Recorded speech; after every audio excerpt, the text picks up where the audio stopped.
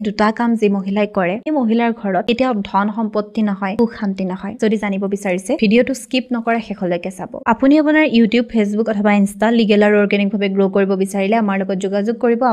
আমাৰ WhatsApp number 9864808721 নম্বৰত message কৰিব কি জানিব বিচাৰিছিলে জনাব আৰু আপোনাক আমাৰ তৰফৰ পৰা ফোন কৰা হ'ব এতিয়া জানিম কোন দুটা কাম কৰা মহিলাৰ ঘৰত মা লক্ষ্মী নাথাকে বা উন্নতি নহয় সুখ শান্তি নাহে সমৃদ্ধি নাহে একো নাহে প্ৰথম এই মহিলাই নিজৰ স্বামীক কোনো ভেলু নিদিয়ে বহু মহিলা আছে এতিয়া এনেকুৱা কৰে এটা সময়ত স্বামীৰ ভাল অৱস্থা আছিল সেই স্বামীজনে ধুনীয়াকে পৰিয়ালটো চলাই আছিল অৰ্থাৎ তেখেতৰ জীৱনত কিবা এটা দুৰ্যোগ আহিল বেয়া দিন আহিল তেখেতৰ মানে কি হল অৱস্থা বেয়া হল তেনে সময়ত বহু মহিলা এনেকুৱা আছে যে স্বামীক নমনা হয় মহিলাগৰাকীৰ ধৰক ইনকাম সোৰ্সটো স্বামীতকে বেছি তেখেতৰ পইচাটো বেছি তেতিয়া স্বামীক মানে একদম ভ্যালুলেস বুলি ভাবিব লয় মানুহজন থকা নথকা কোনো মতলব নাই যিকোনো সিদ্ধান্ত অকলে লয় মানুহজনক কোনো ধৰণৰ গুৰুত্ব নিদিয়ে যিকোনো ব্যৱহাৰ কৰে কিবা কথা কলে উলুটাই কয় তুমি কি জানা তেনেকুৱা ধৰণৰ কথা মানে একো ধৰণৰে মানুহজনক গুৰুত্ব নিদিয়ে বহুত বেয়া ধৰণৰ ব্যৱহাৰ কৰে অনবৰতে গালি গালাজ হাই কাজিয়া অশান্তিৰ পৰিবেশ এটা ঘৰখনত বিৰাজ কৰি থাকে মানে ইজনে সিজনৰ লগত মুখামুখি হ'ব নোৱাৰে মুখামুখি হ'লে যেনিবা এখন ডাঙৰ মহাভাৰতৰ সৃষ্টি হয় এইখন ঘৰত কেতিয়াও সুখ নাথাকে শান্তি নাথাকে সমৃদ্ধিটো একেবাৰে নাথাকে টকা পইচা একেবাৰে নাথাকে কাৰণ যিখন ঘৰত তেনেকুৱা এটা পৰিবেশ মানুহ থকাৰ পৰিবেশ নাই সেইখন ঘৰত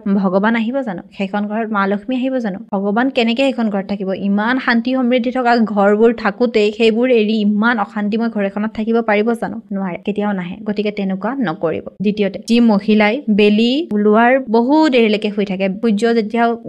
ওলোৱাৰ পিছতো মানে বহু দেৰিলৈকে শুই থাকে সেই মহিলাৰ ঘৰটো কেতিয়াও সমৃদ্ধি নহয় মা লক্ষ্মী নাহে ধন টকা পইচা নাহে কাৰণ আমাৰ যেটো ব্ৰহ্মপুৱা বুলি কোৱা হয় সেই ব্ৰহ্মপুৱাৰ দেৱী দেৱতাসকল ঘূৰি থাকে সেইখিনি সময়তে যিসকল মহিলা উঠে স্নান কৰে ঘৰৰ দৰ্জা খুলি ঘৰলৈ দেৱীক নিমন্ত্ৰণ দিয়ে সেই মহিলাৰ ঘৰত অৱশ্যে লক্ষ্মী আহে কিন্তু তাকেই নকৰি যিয়ে বেলি মূৰৰ ওপৰত উঠালৈকে শুই থাকে তেনেকুৱা মানুহৰ ঘৰত কেতিয়াও লক্ষ্মী নাহে গতিকে আপুনি যদি এনেকুৱা ভুল কৰি আছে বা আপোনাৰ পত্নীয়ে যদি কৰি আছে এইখিনি শুধৰাবলৈ চেষ্টা কৰক